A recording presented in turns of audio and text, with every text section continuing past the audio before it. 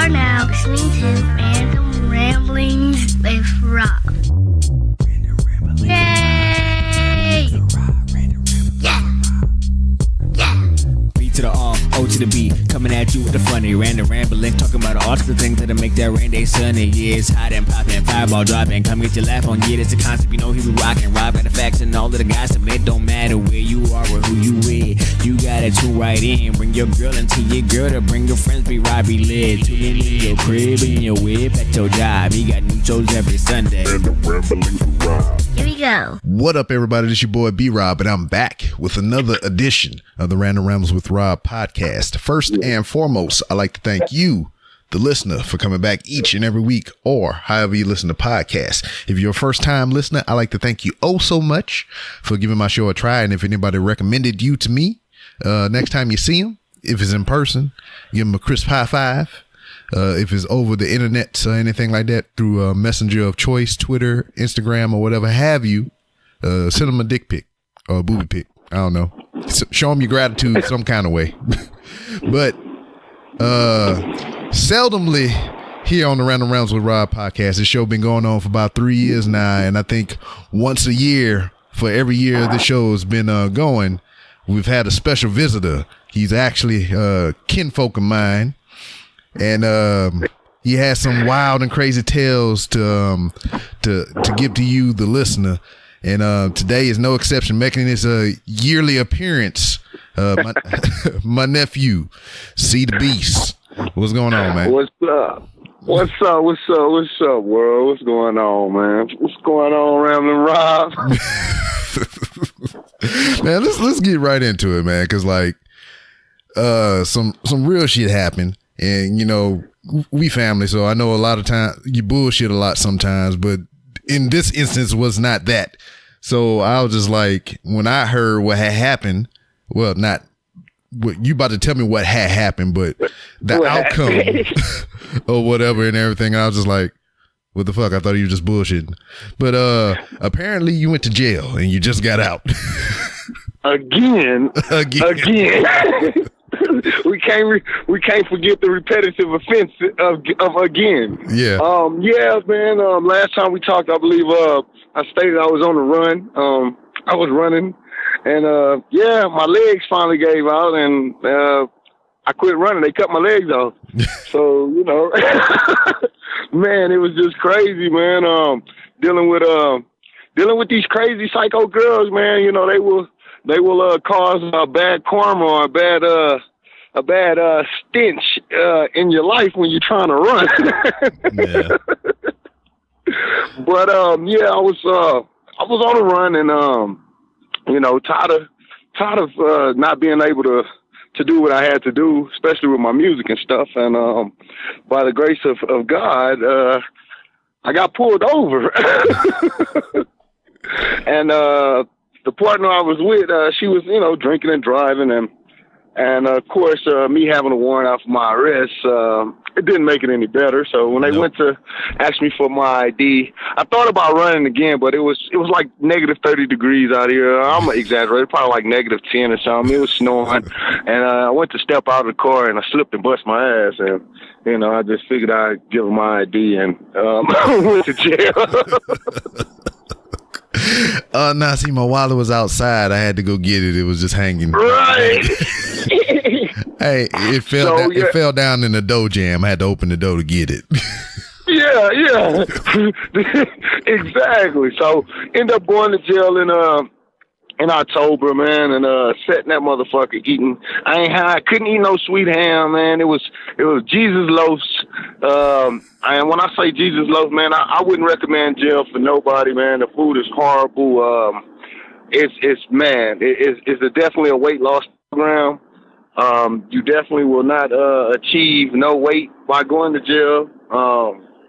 And these breads are a fucking big ass like cinder block loaves that they give you and expect you to, you know, to be like Jesus and off bread and water, literally. And I just couldn't do it, you know. I couldn't do it. I'm a fat kid from the South, so you know it just didn't go with my whole upbringing. And Yeah, man, got out of jail in January 17th.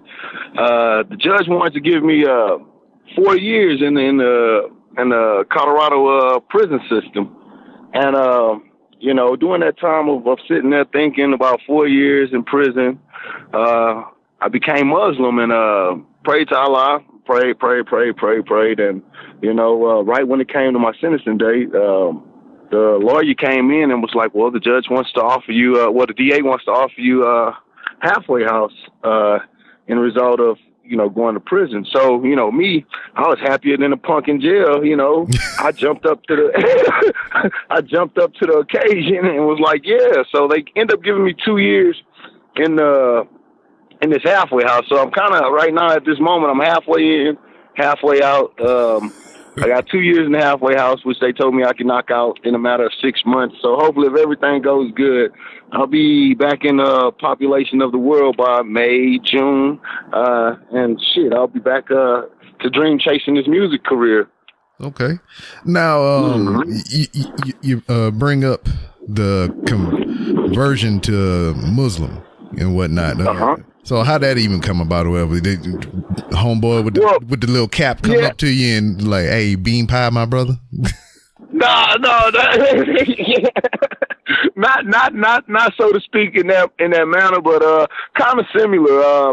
I was sitting in jail with my cellie. Shout out my bro Wax, man, Free Wax. And I was sitting up in there, man, and, just, reading the Bible. And, I've seen him going through his offense a lot.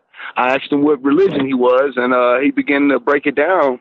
And the whole thing just seemed to make sense to me. And I took my Shahada, and the rest was history. Became Muslim and started praising Allah. I mean, which is, it's no different than the Christianity belief. Yeah. It's no different than any other belief. There's no difference. God is still the number one.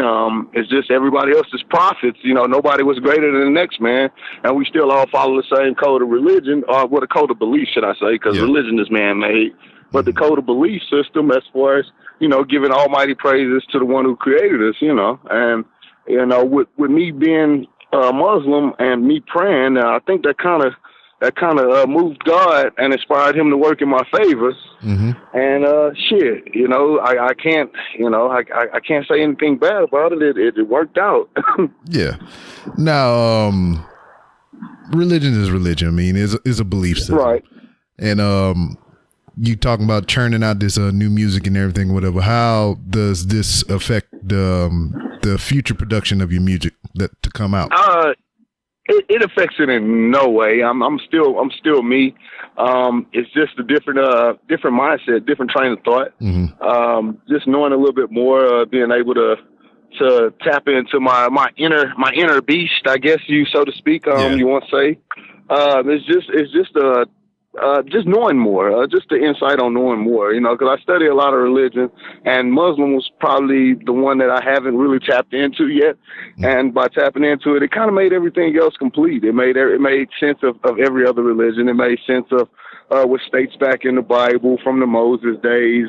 It just all made sense, and it completed my journey, my travel of my spiritual travel, should I say. Mm-hmm. It completed it. It made me, I guess it bettered me as a man. And it doesn't affect the music in no type of way. I'm going to still be talking about the struggle of what I've been through. I'm going to still be talking about reality in life. I'm going to still be talking about, life's experiences. It didn't change. It's not like I'm going to be rapping a Muslim rap, because I can barely speak the language. So I'm definitely not going to be doing that. Yeah, man. That might open up that might open up a whole nother lane for you, man. Get some of that Muslim rap, dog.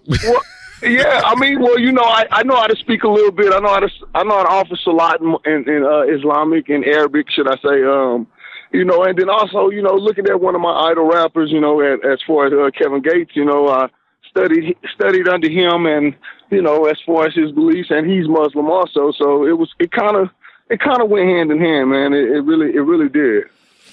Cool. So I mean, shit. I mean, what's really next though? I mean, I know you doing what you got to do to do your obligation to the city and whatnot. But what's next? I mean, you always stepping up your game as far as your music goes and everything. Well, yeah. Well. With that being said, before I went in, I actually recorded some tracks with Mozzie. I recorded some tracks with Rich the Factor. Recorded some tracks with Compton Menace, which I'm about to release in a matter of weeks. Waiting on my production team to put together all the, put everything in sync.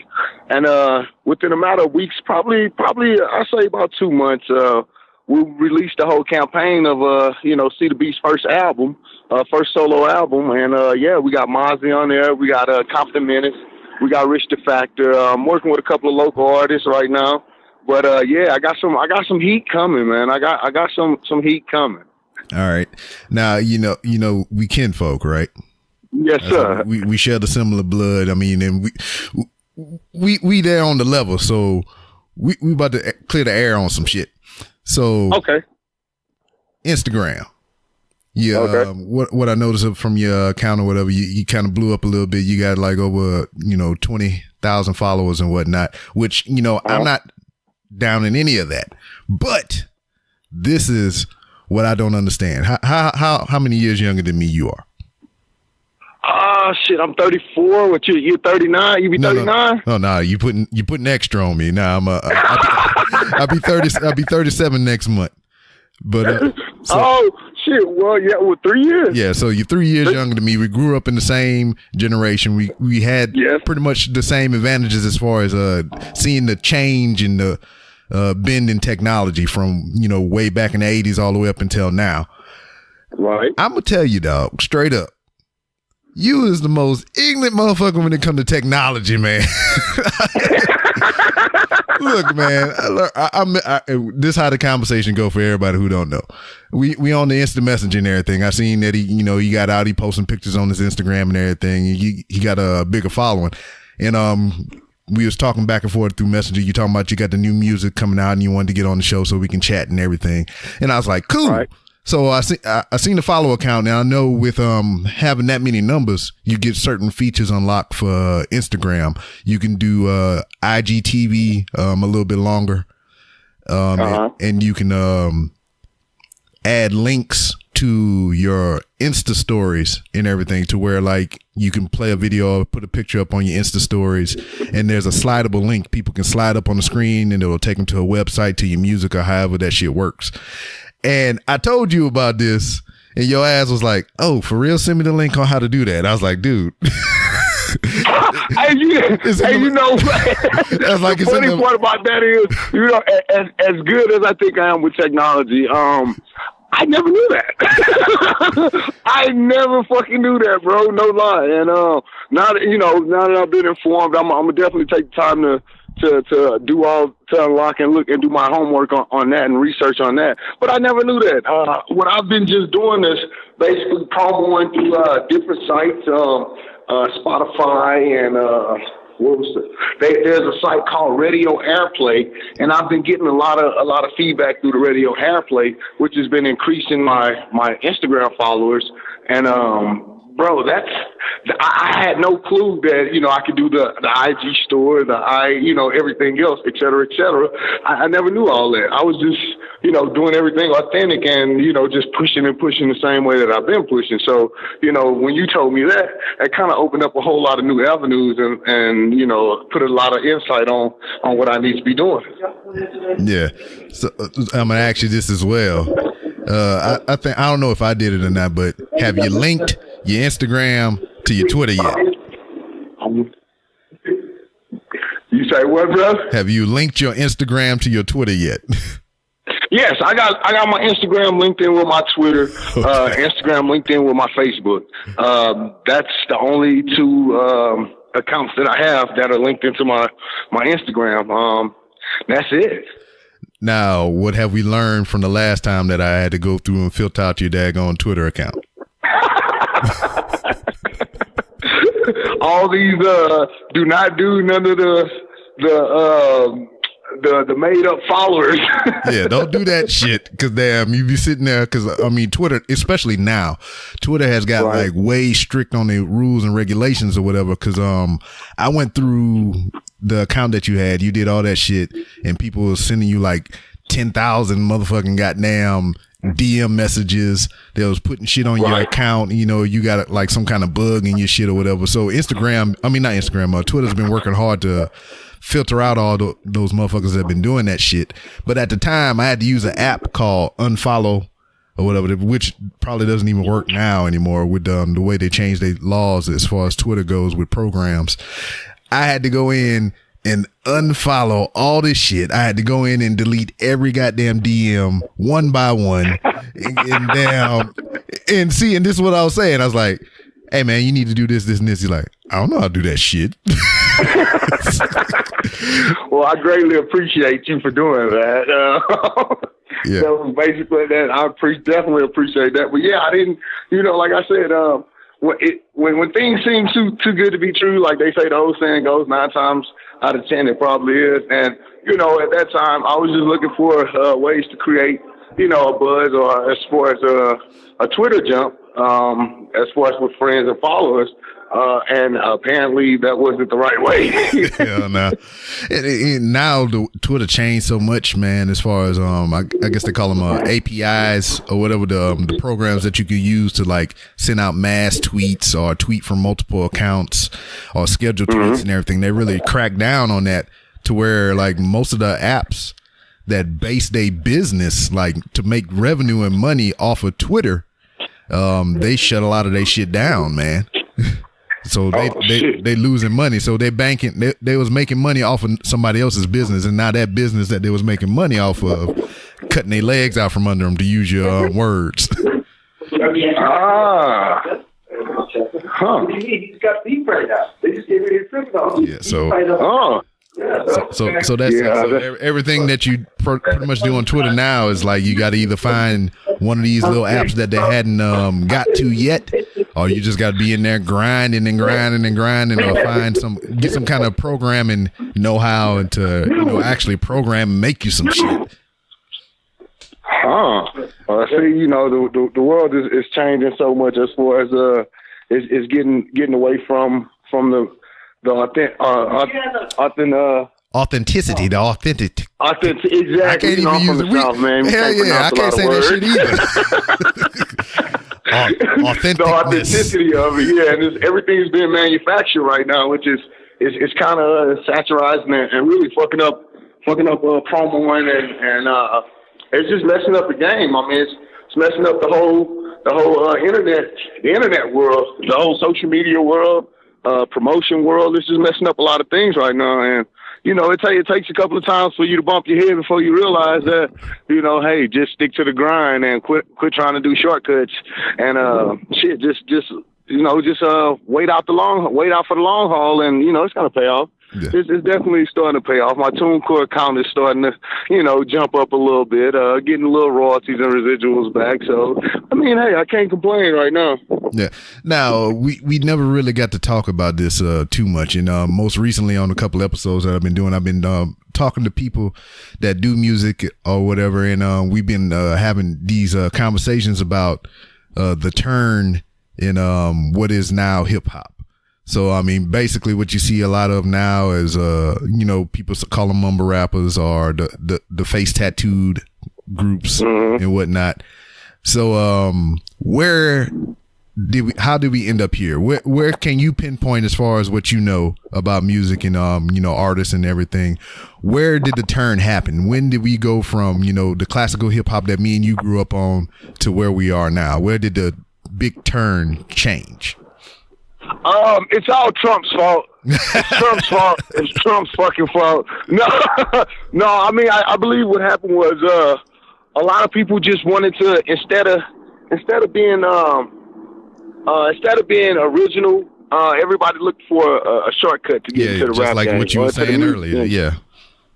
Yeah, and so what happened with that is you know, when you're willing to take shortcuts, you're willing to do anything and everything just to be, you know, seen in the face of the public. So with that being said, you know, your whole image gets changed up to what they're trying to sell. I mean, you know, back not too long ago, it wasn't even much okay to have not meaning to sound stereotypical, but homosexuality, the way that that's being promoted, that wasn't even much cool to even say, you know, let alone being promoted on a lot of commercials, let alone being openly, you know, gayism is open now, you know, it's so open to where that term can be used, to justify just about anything. And with that being said, it took a whole, a detour in the music industry to where it's like, it's not the culture that's changing. It's basically, you know, the higher beings, the people that control the social media and the media world and the music game. They're basically, they're manufacturing their own product. You know, it's not the raw material. Just like in the drug game, you know, you have a connect. You know, you have a connect that outsource you a product, and then you take it and then you push it upon, you know, the addicts, you know, to make your money. But these days they're just manufacturing drugs. You know, you don't have to have a raw source of output, a person that makes it. You can just sit up there in your room and put chemicals together and manufacture it yourself, and then, you know, put it up on other people for them to buy. Try this new product. And, you know, people are so dumb these days, they don't even much do the homework or research about what drug they're testing. And being in analogy to the music, is that, you know, they're just rolling with the punches, and it's sad. I mean, it's totally sad. You know, it's a lot of false advertisement out there that's making us believe, and it's basically mind control over what they're doing to our kids and our generation. You know, with this music is crazy. It's disgusting, to be perfectly honest with you. You got, like you said, you mentioned the face tattoos. You got all these kids. You know, I remember when music, the rap, the hip hop was primarily a black owned market. I mean, I believe only one white rapper back in the day was cool to listen to, and that was Vanilla Ice Baby. You know, that was in that was in my time. Everybody knew the words to that shit. And then Eminem came along with this, you know, with this whole little different outtake on, you know, his lane of it. And now these days it's just, you know, you put a face tattoo on your face and look like a clown, you know, and you're getting signed. You know, you sound like you're not saying nothing, and you're saying a whole lot. You know, it's just, the game is ass backwards right now. Okay, yeah, you know, just pick apart some of the things that you were saying and whatnot, as far as like what you were saying about the having the ability to just, you know, go straight to the source, make your own music, and you know, just put it out there for anybody to listen to. What's the pros and cons of that? I mean, the one pro that I can think of is, you know, you do cut out the middleman, you know, and you can become, you know, an earner if you're good at it or whatever. I mean, in some cases of some people, you don't have to be fucking good at it. You just gotta have a good hook and a beat. But I think that's the pro and the con with it or whatever. I mean, with the internet and the technology that we have at our disposal now, it opens up our ears to great music, and at the same time, it opens it up to bullshit as well. And you just kind of sift through that and whatever, into, like you were saying, they don't go through a channel to put this stuff out, so they're not getting that proper mentorship or somebody to guide them, or they just, you know, he does it, so I'm gonna do it just like how he does it because he's successful, so I should be successful too. Right. Yeah, but the conversation that we was having is like, who can we pinpoint in the past, let's just say 10, 20 years, that made it get to this point? Two of the people that we pointed at specifically was Lil Wayne and Soulja Boy. And I say Lil Wayne because, you know, everybody, I know I have, you probably did too. I listened to Lil Wayne since he had a little teeny weeny afro. And to see what he was to what he has become today, it kind of just, it happened to me. It happened overnight. You know, he was rapping, you know, after you back it up and stopped, and all of a sudden the car to come out, and I'm like, whoa, this is not the Wayne I know. This is a whole different motherfucker. And then he was kind of like one of the ones with the, you know, he came out with the dreads, then he started getting the face tattoos, then he started dressing different.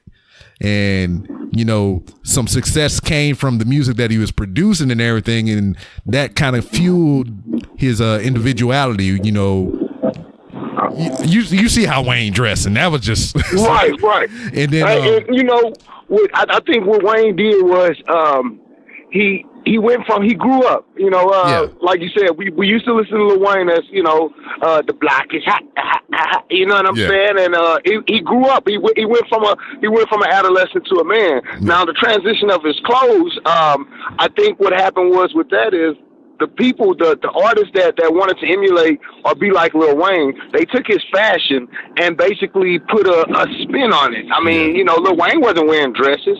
Lil Wayne wasn't trying to, you know, he grew the dreads out, and a lot of it comes from religion. You know, Lil Wayne is also Muslim. You know, so it came from a lot of his religion, not a face tats. I mean, I think once you reach a certain peak in life as far as success, you're able to do whatever the hell you want to do. Exactly. You know, really. That is true.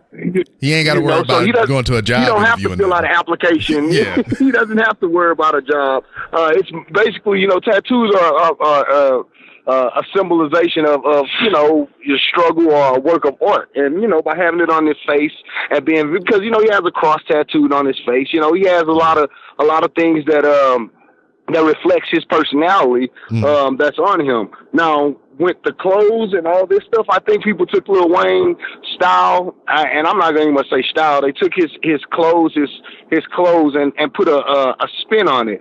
Because, like I said, Lil Wayne wasn't wearing dresses, but then you hear Young Thug comes out sounding just like Lil Wayne, or trying to sound like Lil Wayne. He has a dress on. Yeah, you know, and you know that's when that whole, you know, promoting homosexuality, saying that it's okay to be cross-dresser. You know, RuPaul did it the first, you know.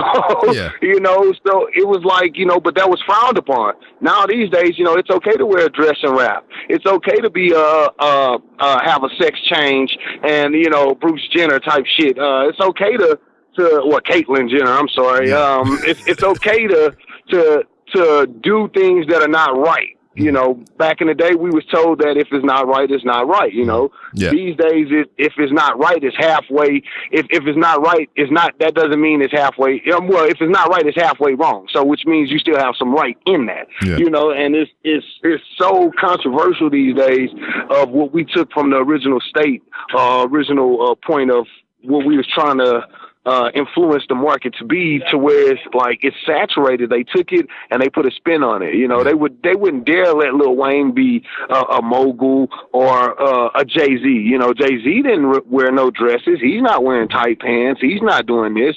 But, you know, Jay-Z is also ambassador over a country. Jay-Z also, you know, does certain things that, you know, maybe Lil Wayne wouldn't, you know, I'm not going to say appreciate, but maybe Lil Wayne wouldn't do. You know, so either you're going to kiss ass or you're going to sell out. You know, you know, and it's kind of, that's what the generation stuck in right now. Well, see, what I think it is in the case of Lil Wayne, from, you know, just my opinion, is everybody in the South as far as rap go was kind of alike.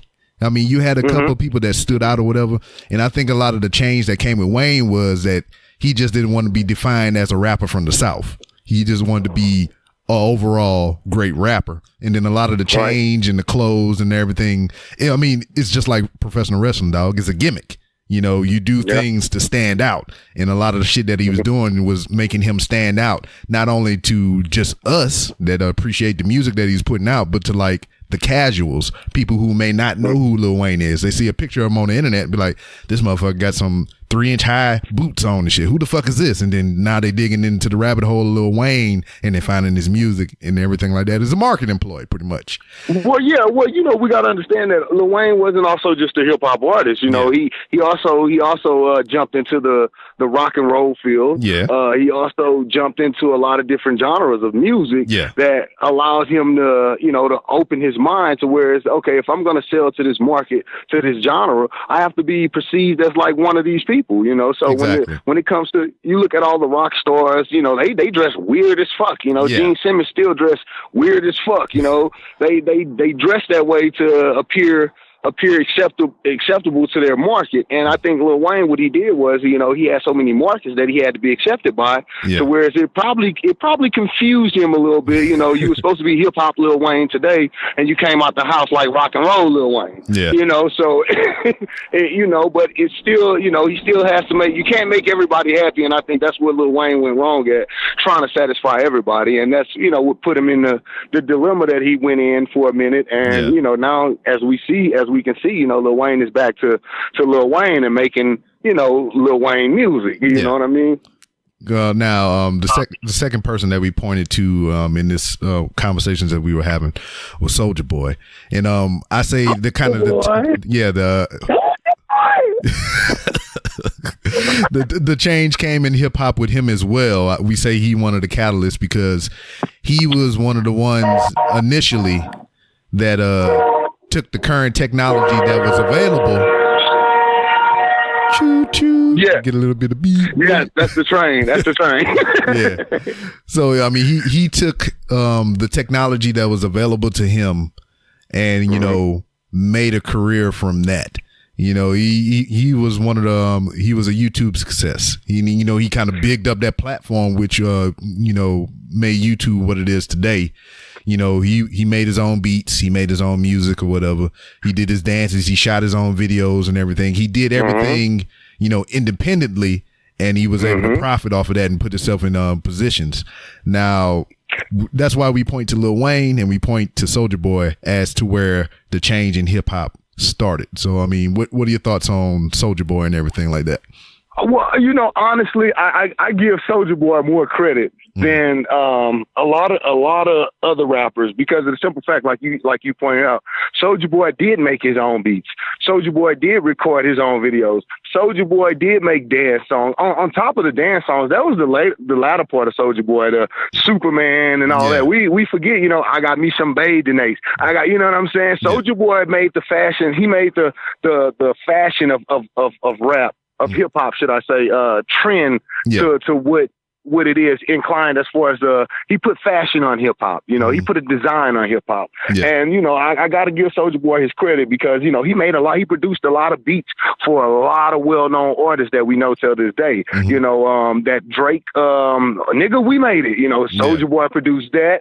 Soulja Boy produced a lot of Game tracks. Soulja Boy produced a couple of Lil Wayne tracks. Soulja Boy is a triple threat, you know. Now, taken from the fact that he looked like a little kid, even though he's a grown man, I think he took that image and has seen that he can reach the kids, you know, because what people don't understand is when you affect the kids, you know, as they're growing up, the kids are going to turn into an adult, and they're only going to remember what affected them. So, you know, Superman, you know, and those dances like that, I mean, you can play Superman right now in the club, and you're going to have, you know, kids from the age of 18 to 35 still know how to do Superman.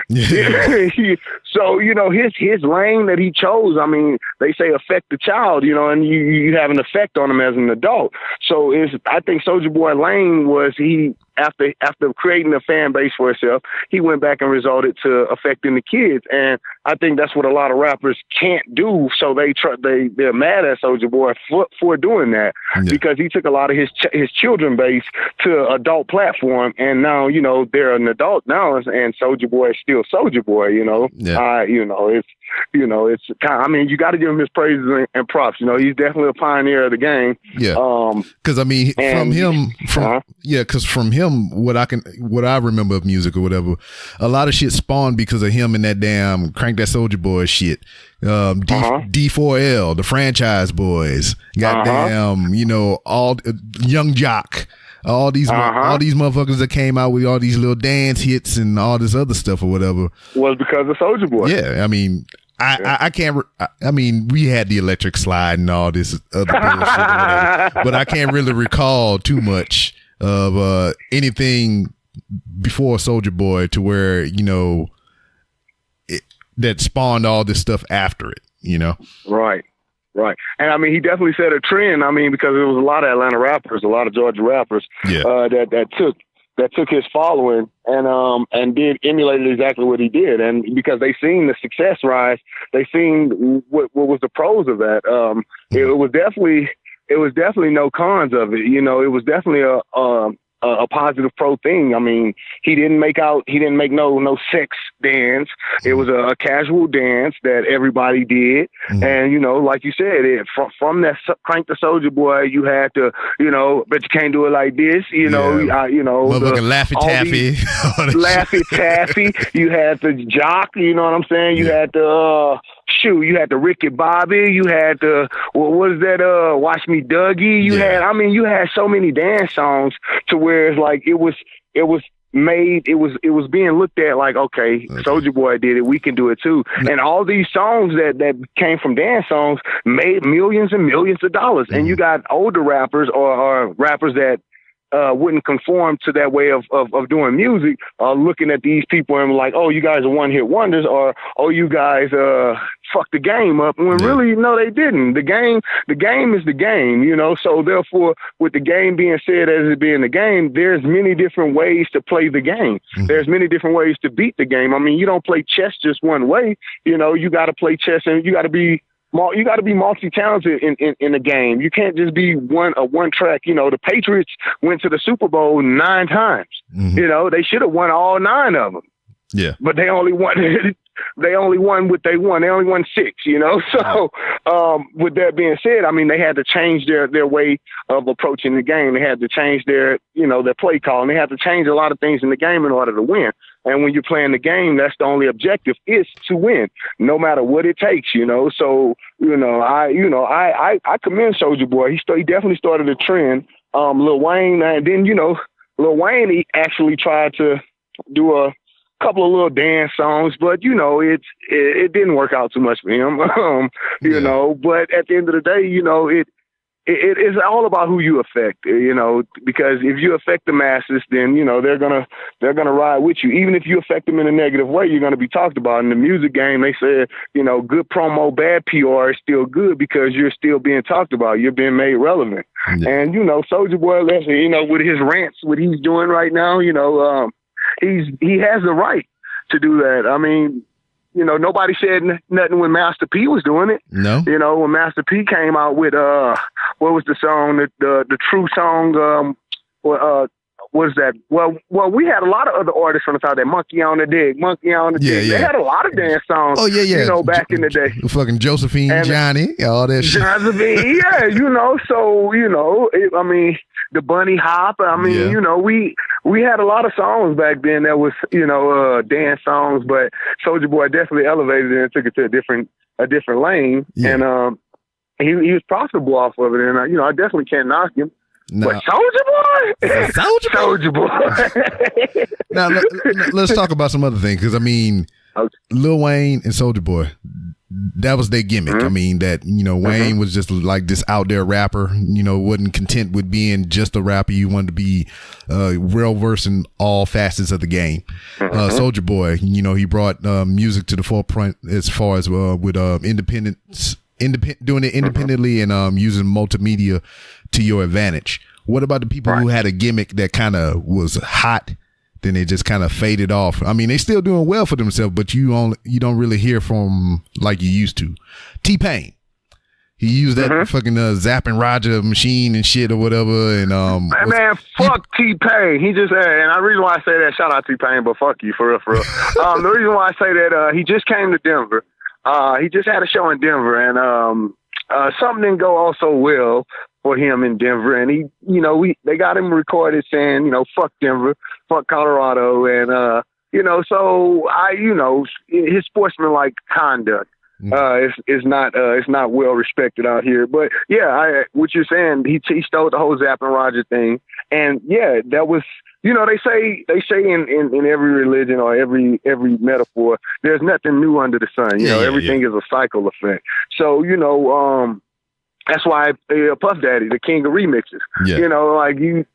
T-Pain definitely, but what he did was he took the Zapp Roger thing, made himself hot. He blew up. He sold millions. He started his own label, Convict Music, which he signed Akon under.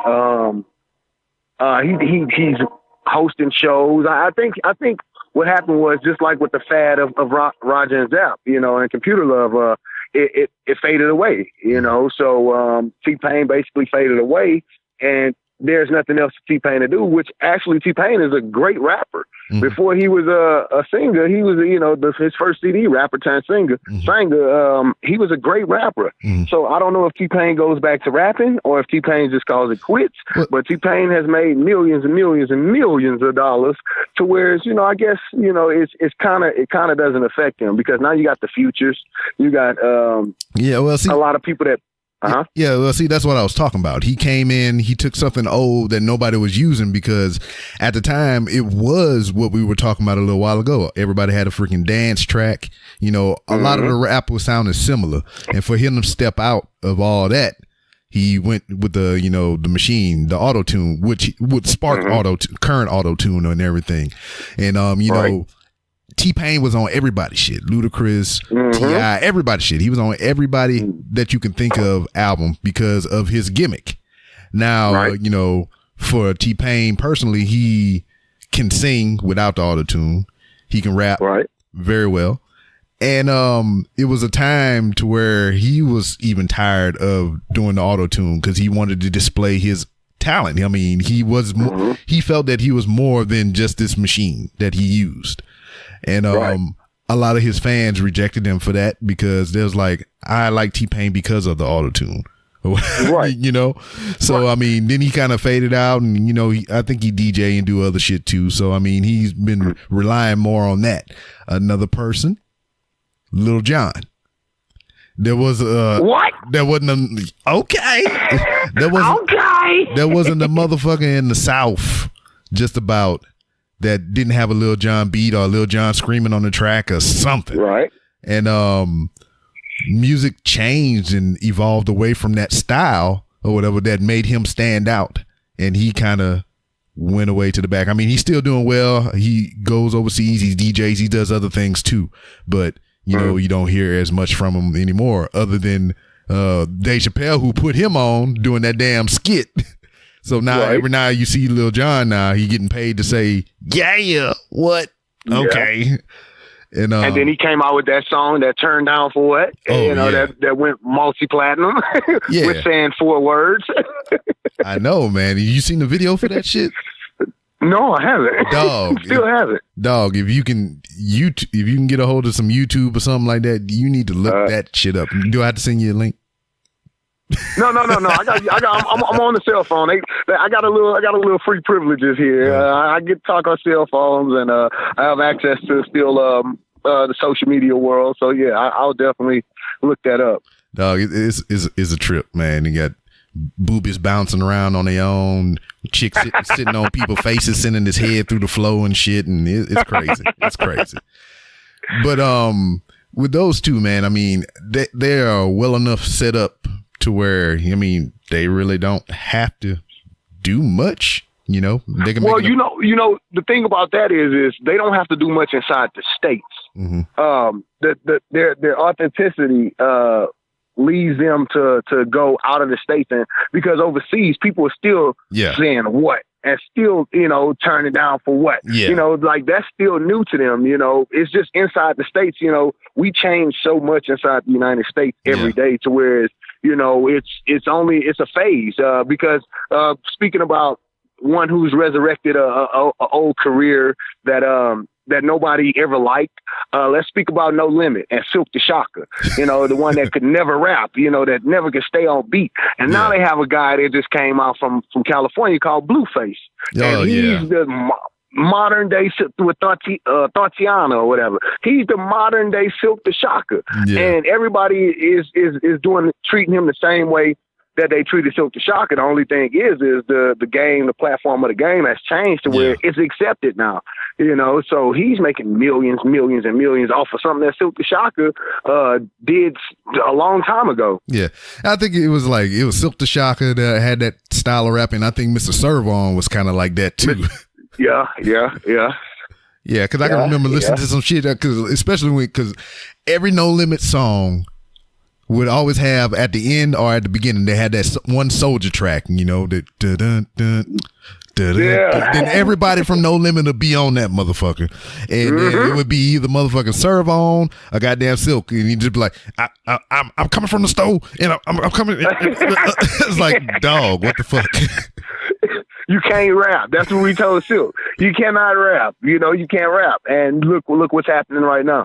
I mean, you got so many people that are rapping off beat, and it's considered to be a fad now. Yeah. When Silk the Shocker is the original offbeat rapper, you know, you know, and you're not gonna hear nobody saying, "Hey, we want to give praises to Silk the Shocker for stealing his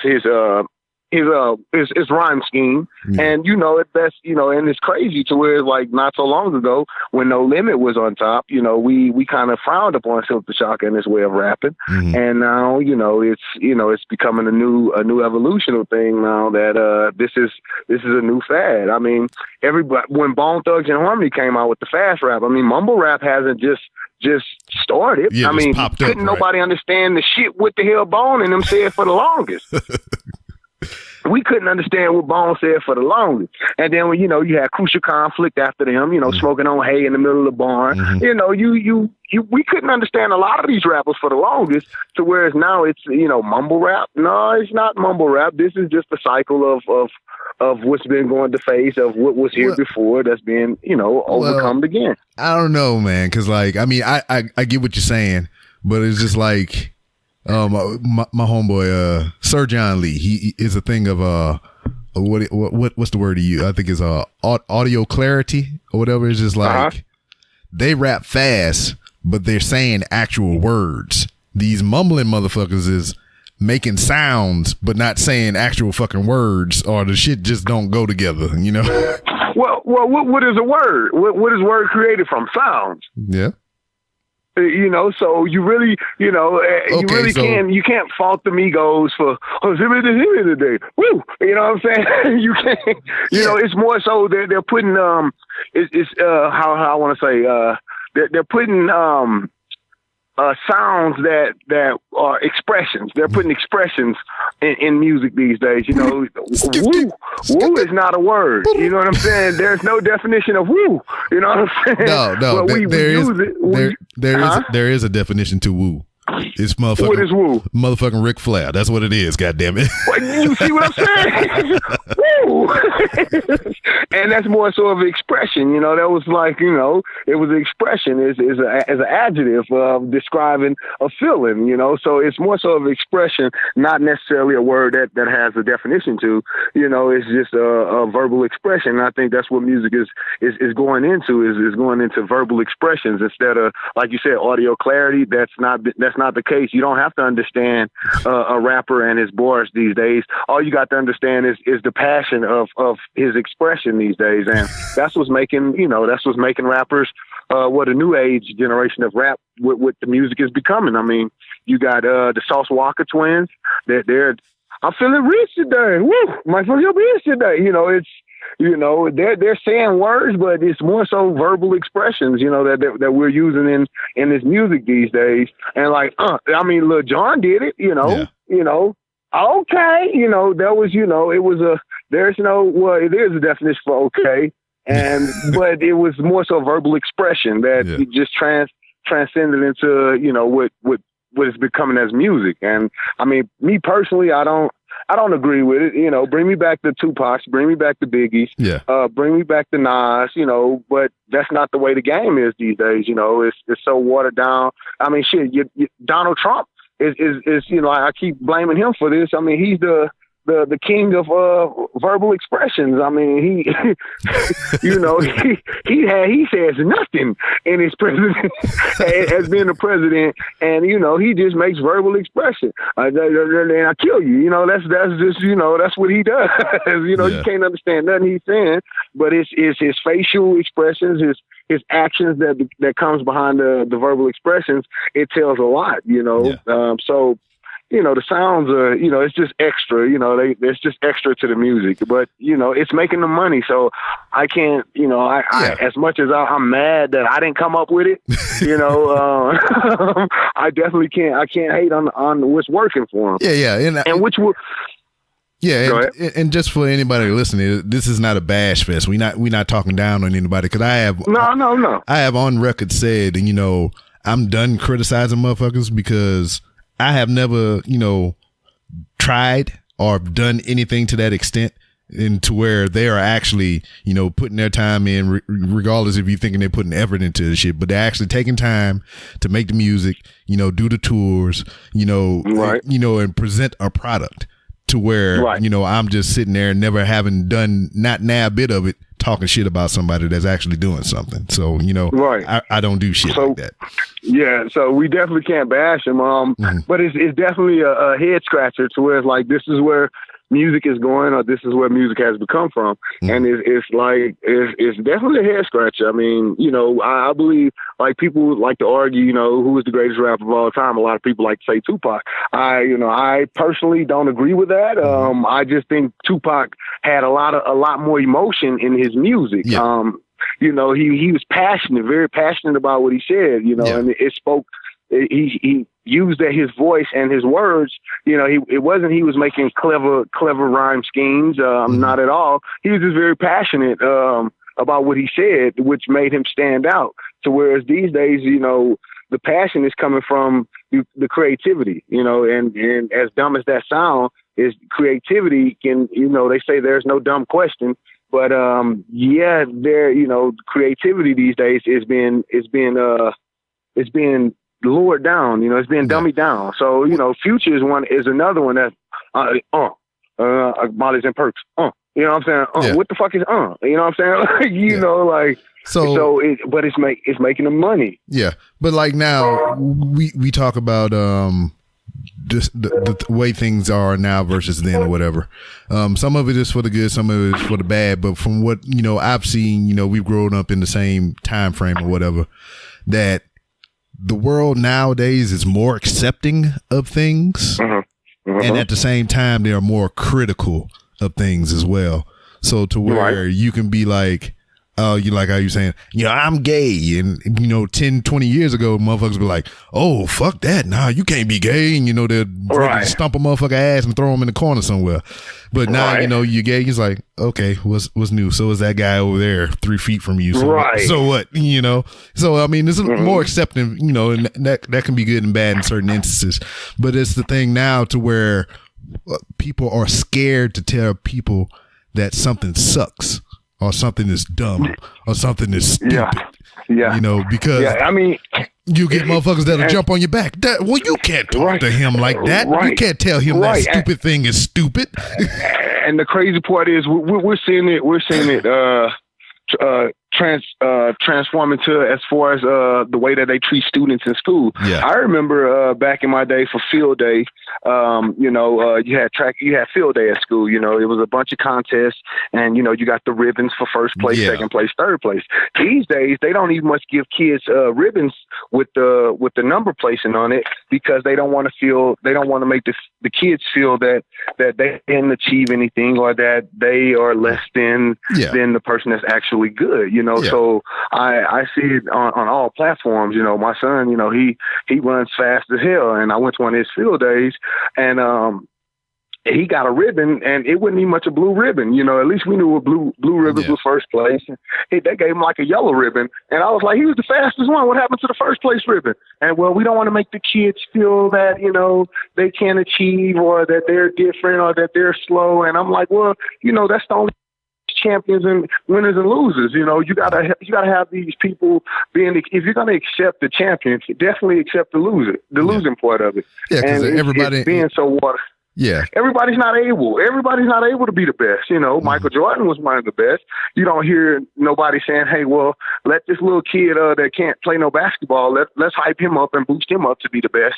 And, no, it just doesn't work that way. It's a competitive sport. Yeah. And that's what we've lost in America, or in this generation. We've lost a lot of our competitiveness in us, to where we're just basically weakening our generations. We're weakening our kids.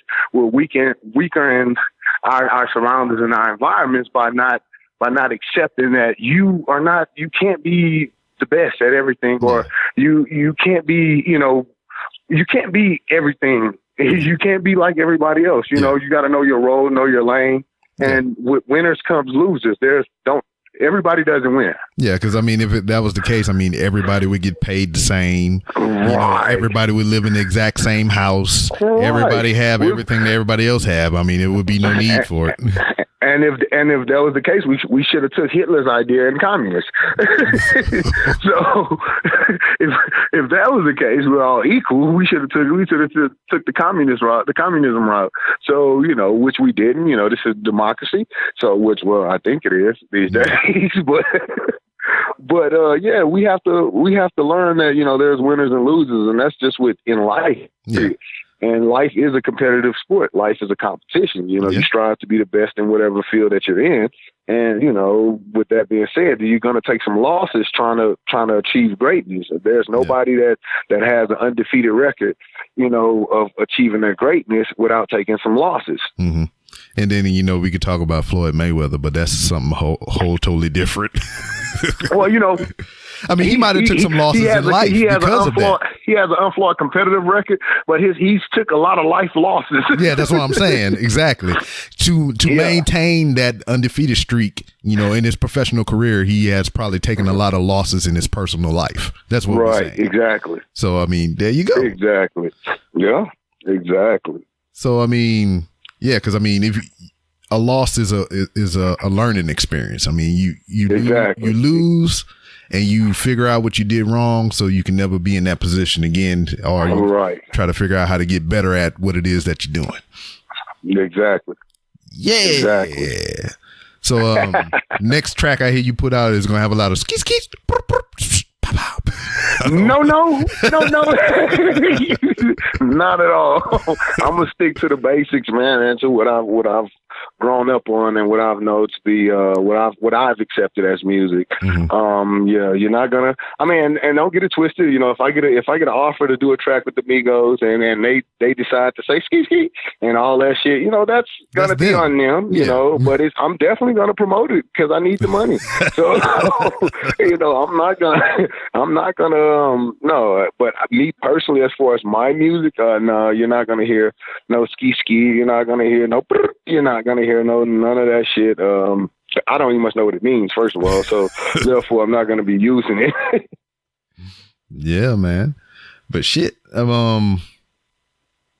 So when is we gonna get a Random Rambles with Rob intro mix from C to Beast?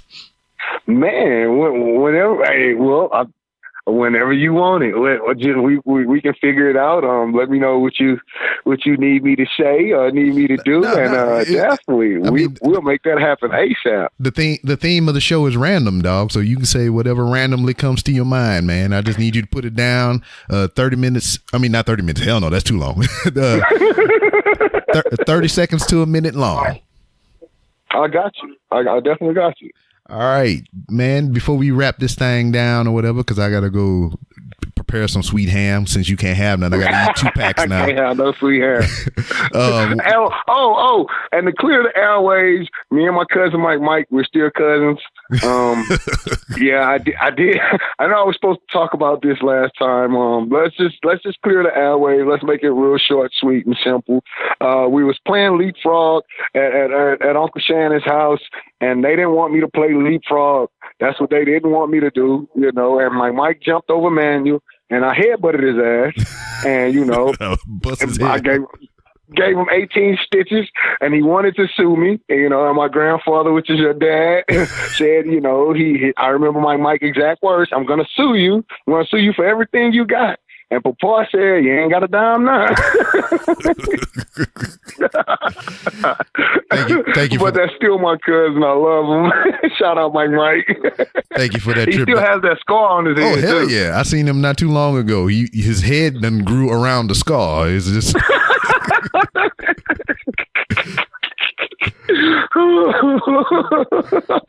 I haven't seen him in a minute, man. When I finish this little stint here, I'm gonna definitely. Last time I was in Lake Charles, I seen Papa. That was in March when I went out there.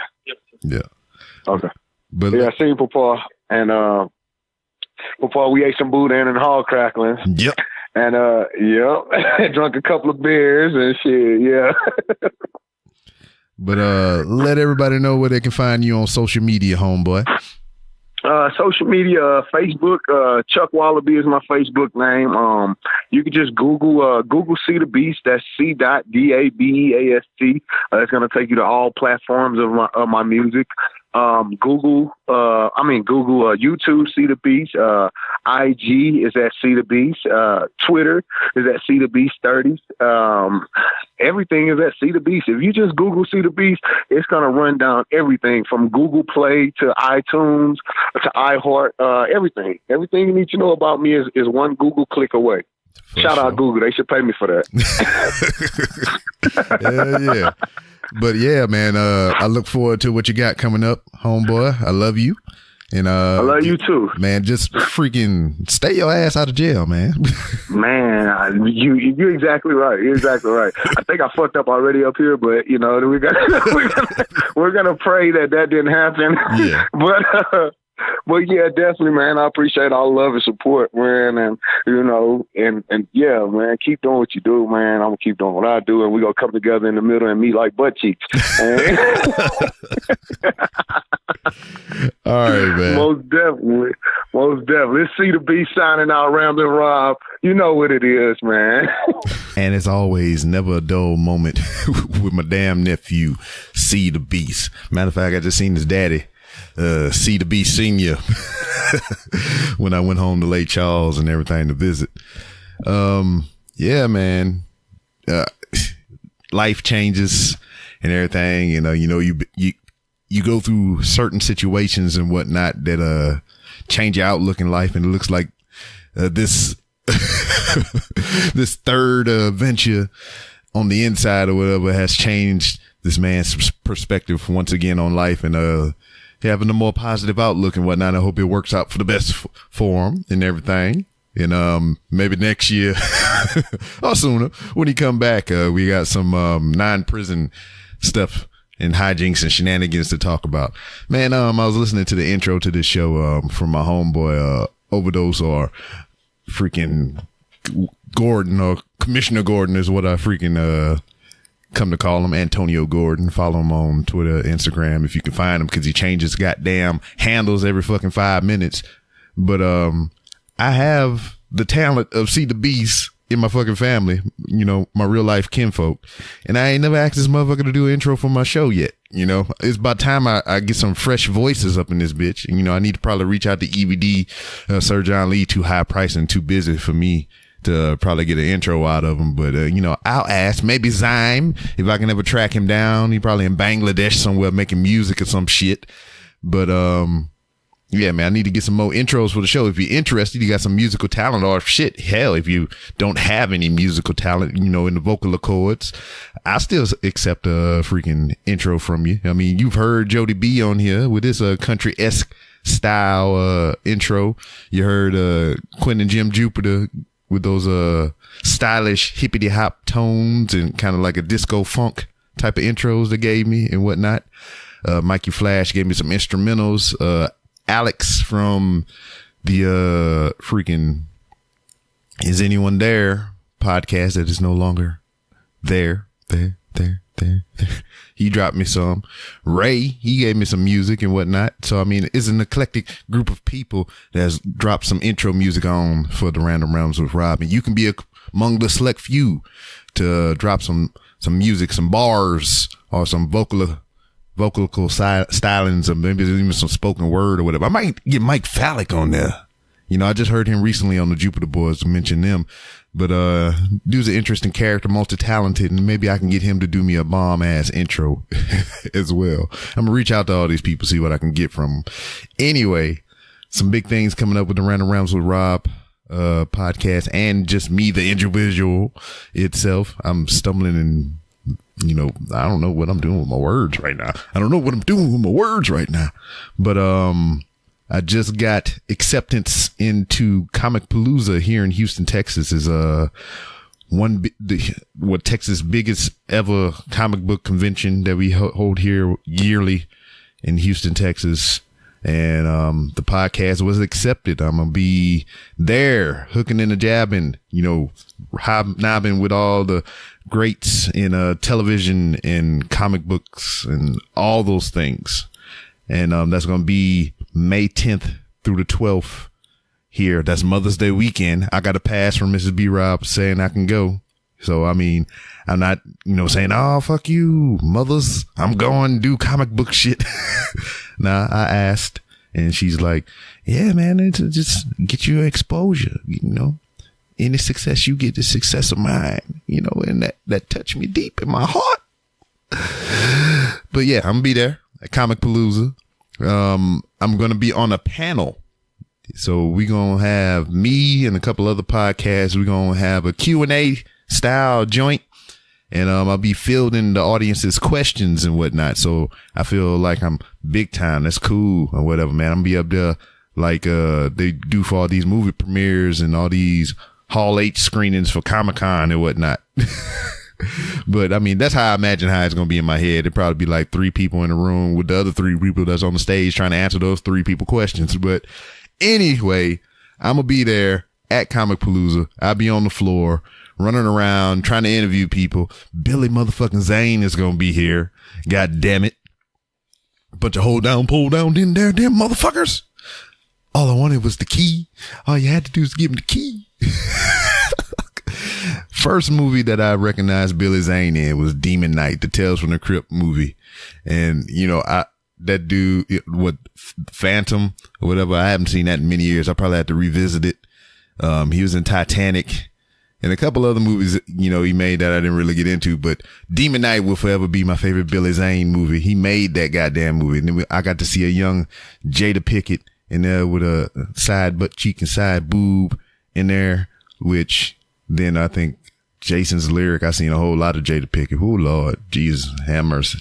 But also will be there, will be motherfucking Trish Stratus, one of the combatants for Waterfall Mania on Wrestling is Trash. So I get to be there in the building with Trish Stratus. And we also gonna have Amy Dumas, aka Lita. She'll be there. I'm surprised ain't nobody picked her for Waterfall Mania that's been a guest on Wrestling is Trash. And we're gonna have Rosemary. I've heard of her. I've seen a little bit of her on Impact, and that's the 3 female wrestlers that's gonna be there walking around at Comic Palooza and taking pictures and doing whatnot. And I'm gonna be there too, so I'm excited about it. Big steps, big strides for the Random Rambles with Rob podcast. I've been trying to get on this thing for 3 years, and I finally got accepted. Year 1, when I moved here, I just found out about it and I submitted too late, so I couldn't get in. Year 2, it was just a whole bunch of different circumstances that would not allow me to make it there, so I didn't even apply. And here we are, year 3. I'm in that bitch. Yeah. Also, as mentioned on the Wrestling is Trash podcast, I'm going to WrestleMania. So some more unforeseen circumstances and all kind of stuff fell through and just made it to where I can actually go to New Jersey this year, New York, New Jersey area, to be at WrestleMania. So this has been the story of my WrestleMania, life or whatever. The first WrestleMania that I was ever able to go to was in Santa Clara for, that's when Seth Rollins cashed in on Roman and Brock, and that the best Money in the Bank cash in history. That was 31, I believe. The daytime shit with the Undertaker and all the shit. That punk motherfucker better not be at this goddamn WrestleMania. I swear to God, I'm gonna flip my shit. And then I was able to go the following year to 32. And both of those were on the whim. My mama was like, what you want for your birthday? And I was like, I don't really know. And jokingly, I was like, I would like to go to WrestleMania. And she made that happen for me. So that's how I was able to go the first time.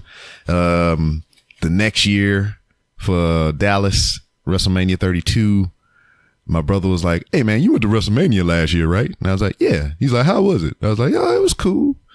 And he was like, let me get you a ticket so you can go again. I was like, what? And, the circumstances even revolving around that trip or whatever it was in Dallas. One of my other brothers live in Dallas, And as a part of the WrestleMania week festivities, WWE and Hired Heroes was putting on a job fair. And I was going to go there for the job fair because I was getting out of the military and I was just going to see if I could fucking find a job, you know? So all that came together in a way to where I was able to go down there to the job fair and to go to WrestleMania. 33, I wasn't able to go to.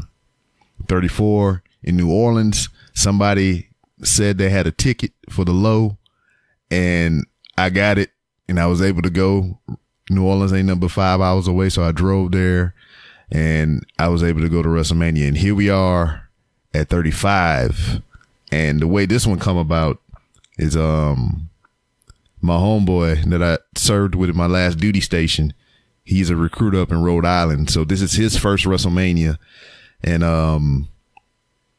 I guess he bought tickets for him and a friend, and his friend didn't pay him yet or even confirm that he was going to go. So he was just holding his ticket. He's like, man, I don't know if my homeboy going to come. He said it would be cool if you could come up here, man. And I'll sell you the ticket for the low and we could just go to WrestleMania together. And I was like, man, that would be fucking awesome. So I told my wife about it and I was like, yeah, man, this guy, she remember him because he used to come to the house when, we was living out there in Missouri and, we went to wrestling shows together there. So she know who he is. And, I told him that he had the ticket and whatnot and all this stuff. So she was just like, that'd be cool. Cause, just let me know. And for your birthday, I'll get you the tickets. I was like, word, that'd be cool. So just out of curiosity, I started looking around for plane tickets and whatnot because, I don't know. I just started looking and I found a trip from Houston to New Jersey and back for $180. I was like, fuck, that's goddamn cheap. And you know how shit changed on the whim, man. I was just like, I couldn't pass that shit up. So I bought the damn plane ticket just cause I didn't even have a ticket to WrestleMania. I just bought the fucking plane ticket cause it was so goddamn cheap. And, come to find out his homeboy said he was going to go. So I told Mrs. B-Rob what was up and she bought me the WrestleMania ticket. So damn, she bought me a ticket to WrestleMania this year for my birthday. And now I'm going to motherfucking WrestleMania. I don't have to worry about a hotel because my homeboy said if you can make it here, you can stay with me. So, I was lucky in that aspect. I found a rental car for like $50 and that was great. I didn't even really need the rental car, but since I'm going to New Jersey, I know a lot of people in the podcasting realm out there. So they got Dave Hodge up there, who's been a guest on the show. They got Ice in the Face, Rick and Sarah, that I'm excited to see up there. We've been talking about just traveling to see other podcasters for years now, just, because of podcasting. And it's going to be great to get out there, to be where they are and actually get to see them in person and maybe go to a Walmart and do some podcasting and whatnot. And then motherfucking Glenn Abbott, supporter of the Random Rounds with Rob, he's here in the States all the way from the motherfucking UK to go to WrestleMania. So he floating around there somewhere. Man, I got to track his ass down and give him a crisp high five. So there's all that going on. Then, my homeboy going to be there. And, I got another guy that, I went on my last military deployment with. He lives a couple minutes from the airport. So I'm going to hook up with him somehow. So I don't know, man. Things just come together for me around WrestleMania season at the last possible fucking moment, man. And, I'm not so much excited about the show anymore because once I found out it was in New Jersey and I was able to get to New Jersey to go do this thing, I just wanted to go see Rick and Sarah. I just wanted to see whoever else that was around there and, do shit for the podcast. So I'm going to be running around. I got some new equipment. I got the 360 camera that y'all might have seen a little bit of footage on my Instagram page. And, I got this gimbal thing and whatnot and, Ice in the Face. If you ever seen, their Home Bar production page on YouTube and the, freaking Awesome Talk show that they produce, they got all kind of manner of things and whatnot in there. So I'm gonna just be in there hanging out, fucking with all this shit and kicking their cats across the room. Oh, badass animals. I hate cats, but I like Rick and Sarah, so I had to deal with it. But, anyway, man, so I'll be out there in the city for WrestleMania weekend, New York, New Jersey area. I'm gonna be running around that bitch, just acting an ass. So if you out there, you come into WrestleMania, hit me up on the DM and we can try to find some kind of way to hook us up. I'll be there from Saturday to Monday afternoon. So we'll do what it do, baby. And then I'm at my first Comic Palooza. This is not Houston, but Texas's Comic Con type shit or whatever. And I'll be running around there being random and answering shit on the panel, man. I never thought I'd be doing some shit like this. I mean, yeah, it's just crazy. And then the merch store is doing all right. I got a couple of orders in. I appreciate everybody for supporting the show and whatnot. So, I mean, everything is on the up and up. I mean, personally, we having a financial situation, you know, is taking the upswing. So, I mean, we looking to get some more funds coming our way. New positions were offered and received and whatnot. So we getting a little extra cash flow. So in my mind, first and foremost is to pay more bills off to go away, to go the fuck home, get those bills the fuck up out of here. And then I'm looking to put more into what I'm doing here with the podcast and whatnot, because I have a lot of things on my mind that I want to do, but I need a little more financial security before I can put those things into motion. And with these different changes in our life and whatnot, looks like that's going to be coming more sooner than later. So I'm excited about that. I'm excited all around. So yeah, let's get the fuck out of here so I can go be excited and do something else. I got to edit another podcast, Wrestling is Trash, for tomorrow, and just run around Walmart maybe some more.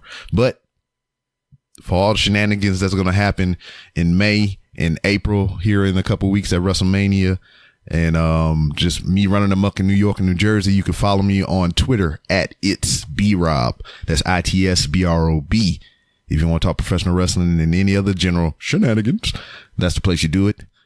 This show also has its own Twitter at 3R Show.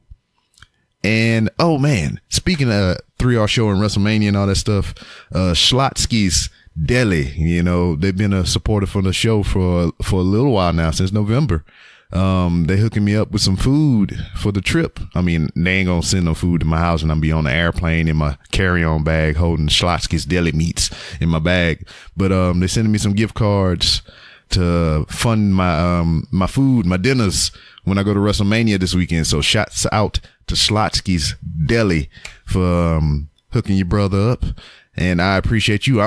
Matter of fact, I found the person that's been, helping me out with all this stuff down there, which their headquarters is in Austin, Texas. I did not know that. Now I know. I got an address to the social media department, and I'm gonna be sending some merch their way and everything. It's a give and take, baby. They give me things. I like to give people things. I don't like to really take too much of nothing for free. You know, just if I can provide, you know, a little bit of something in return to show my gratitude, I try to do that. So thank you, Schlotsky's Deli, for being the unofficial sponsor of the Random Rounds with Rob podcast. I wish you'd be a full-time sponsor. You know, that would be fucking awesome. But I understand. It is what it is. We'll make do what it do. Your sandwiches are still delicious to me, and I still enjoy them. That fucking flatbread, goddamn chicken buffalo ranch thing, whatever I ate the other weeks back. Oh, Lord. I'm probably get that when I get to New Jersey. They got a Schlotsky's in motherfucking Jersey and New York area. They better have one. They better make one specifically for this trip so I can use my motherfucking gift cards. But, yeah, 3R Show on Twitter. You can follow me on Instagram to where I walk the hollowed halls of Walmart, and you gonna see me in the motherfucking New Jersey or New York motherfucking goddamn Walmart running around acting amok. Acting amok. How you act amok? Running amok. What is amok? I'm going to look up the definition. Anyway, you can go to randomrobcast.com and find many different ways to support the show, just like what I was saying earlier about the merchandise. I got some new shit coming out. I'm launching a line called the Random University. So it's just going to be like college themed, you know, merchandise and whatnot. I'm trying to figure out a mascot that I was going to make for the University of Random, or the Random University. And I was thinking about the motherfuckers. So it'll be the Random Motherfuckers. That'll be the athletics team there, you know, like the LSU Tigers. I got the Random Motherfuckers. So I got to come up with a mascot. And I got to make that. I'm working on making that merchandise. I got a couple of images and everything that I'm using as a basic, you know, premise on Instagram. So you can look that up on Instagram. And look up for that Random University collection that's coming out. I got beanies on sale. I think today's the last day. Monday, tomorrow, Monday at midnight, you can get 15% off all beanies for the spring sale. I mean, it's spring, summer right around the corner, so people ain't gonna be rocking too many beanies. So you can get them at a discounted price for right now, so you can have them when they get cold again. So I made some new beanies on there. Check it out on randomrobcast.com. And also what you find on randomrobcast.com, besides the merchandise, you can be a Patreon. So you can go to patreon.com/3R show, or you can go to randomrobcast.com and find the link there. Goddamn, you can use my Amazon links to where you click on it, it'll take you to Amazon, you buy things and whatnot, and I get a kickback. You don't pay extra. And also, if you want to donate things to the show, which March 29th is my birthday. So I got some Amazon wish list links on there. You got a whole bunch of items on there that you can choose from that you can donate to the show for my birthday. If you just want to give straight up cash, you don't want to be a monthly subscriber like through Patreon and all that stuff, there's links for the Cash App, or info for the Cash App, and info for PayPal on randomrobcast.com right there on the home page. So, like I said, March 29th is my birthday. So you want to slide a couple ducats my way for my birthday, it would be very much appreciated. But aside from, I'm talking about people giving me money and everything, the most important thing that you could do for the show non-monetarily is listen to this show. Share this show, subscribe to the show on all social media outlets, interact with the show. 304-825-5762 is the voicemail line. Send me some voicemails. I ain't heard from none of y'all in a while. And write reviews. Get on iTunes, write that 5-star review. Or if it's less than 5 stars, leave some feedback. I'm always listening. I got to get them stars, baby. I need to get Sloshkis in my life for real, not just on a piecemeal basis. But yeah, man. And March 29th is my birthday. So this is the 3rd annual Ask Miss B Rob. I need some questions from y'all. Send Miss B Rob some of your questions using the hashtag Ask Miss B Rob. She'll answer any question you got for the birthday edition of this show. So next weekend will be the birthday edition of the Random Rounds with Rob podcast. It'll come out maybe on the Friday instead of the Sunday. So you just have an early edition of the Random Rounds with Rob podcast. But send your questions in via Twitter, Instagram, voicemail, which is 304-825-5762, or email to mail@randomrobcast.com. And yeah, just participate. The show is for Mrs. B Rob and myself. This is her birthday present to me, audio wise and everything. She might give me some other presents later, but we'll be drunk in here answering your questions. So I think I got everything out of there. Comic Palooza, May 10th through the 12th, Mother's Day weekend. If you're in the Houston area or you coming to Houston in that time frame, come hit us up. Come find your boy on the floor. Also, if you're in the New York, New Jersey area, I'll see you out there for WrestleMania. That's it. Bye. See you later. See you next time.